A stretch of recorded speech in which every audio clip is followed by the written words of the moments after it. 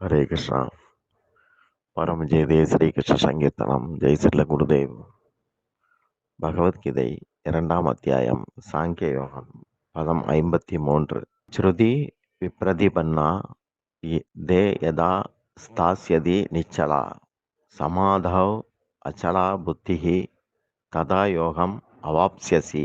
பலன் தரும் செயல்களில் தூண்டும் வேத வாக்கியங்களால் தடுமாறாமல் ஆத்ம தலத்தில் உன் மனது நிலைத்து விட்டால் யோக நிலையை பெற்றவன் ஆவாய்.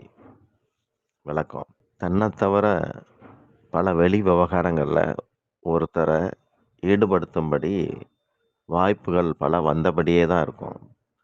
இதுகள் தான் ஒருத்தனை குழப்புது.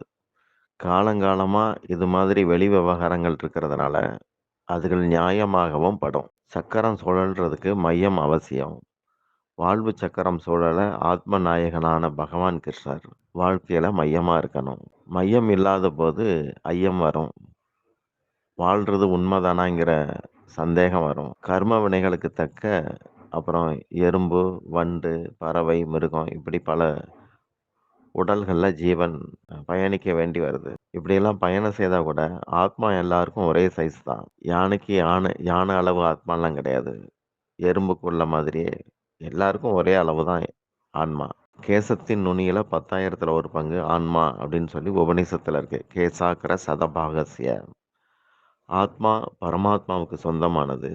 இனம் இனத்தோடு அப்படிங்கிற மாதிரி ஆத்மா பரமாத்மாவை சார்ந்தது. இதயவாசியான அந்த பரமாத்மா இறைவன் ஆனந்தமயமானவர் அப்படிங்கிறதுனால ஆத்மா ஆனந்தத்துக்கு அந்த பரமாத்மாவை தான் சார்ந்து இருக்கணும். ஆனந்தம் பெற ஜீவனுக்கு தனிப்பட்ட எந்த முயற்சியும் அவசியம் கிடையாது. வெளி விவகாரங்களில் சுகம் பெற ஈடுபட்டாலும் தன்னை கர்த்தாவாக கருதாம ஜீவன் நடக்கணும். நாளெல்லாம் உழைச்சவனுக்கு ராத்திரி உறங்கி எழுந்தா அடுத்த நாளுக்கு தேவையான சக்தி தானாகவே கிடைக்குது. சும்மா இருந்தாலே அந்த சக்தி வருது.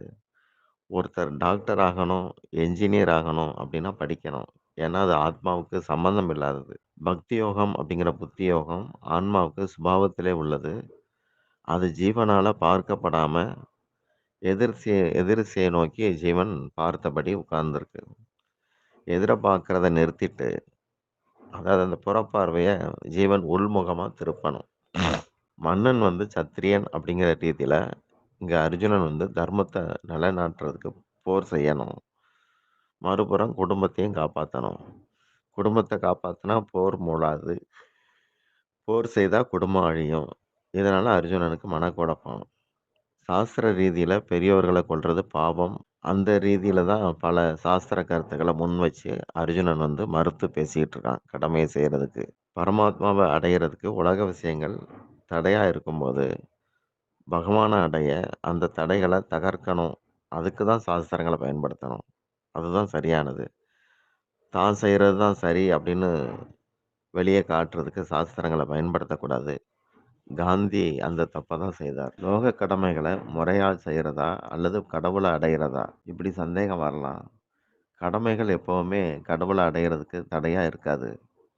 அப்படி இருந்தால் அது அந்த நபருக்கு இயலாமை அப்படின்னு சொல்லணும்.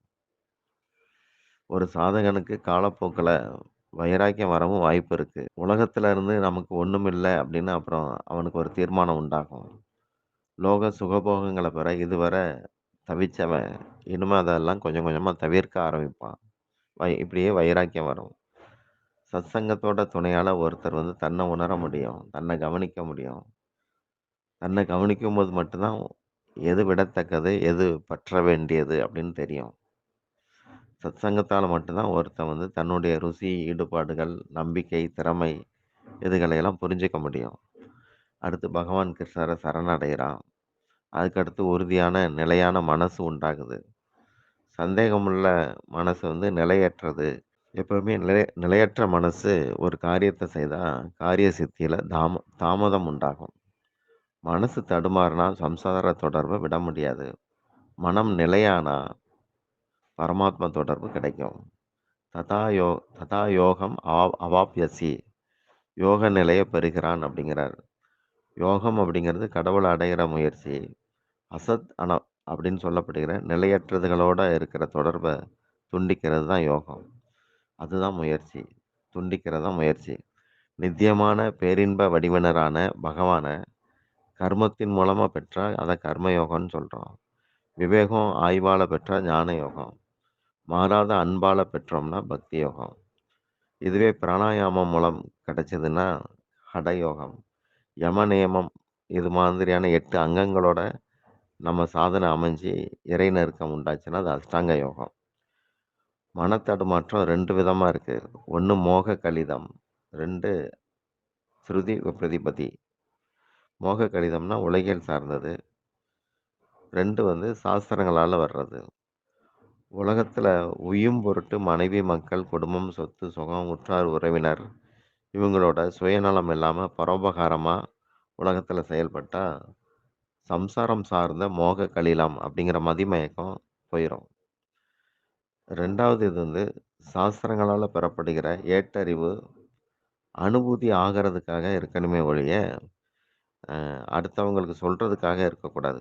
அடுத்தவங்களுக்கு சொல்றதுக்காக படிக்கிறேன், கேட்கிறேன், நடக்கிறேன் அப்படிங்கிறதெல்லாம் சொல்றதுக்கு சமம்.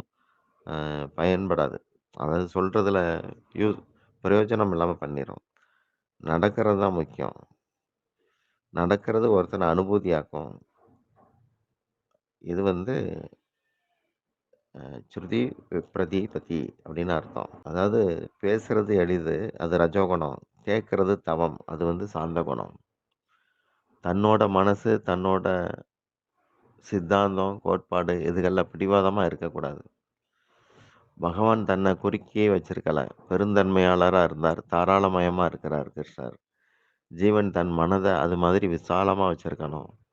தனதுன்னு மனம் குறுகும்போது விசாலம் போயிட்டு விகாரம் உண்டாகும். சந்தேக புத்தியால மனம் குறுகுது. அடுத்து கடமை செய்றதுல தடுமாற்றமும் வருது.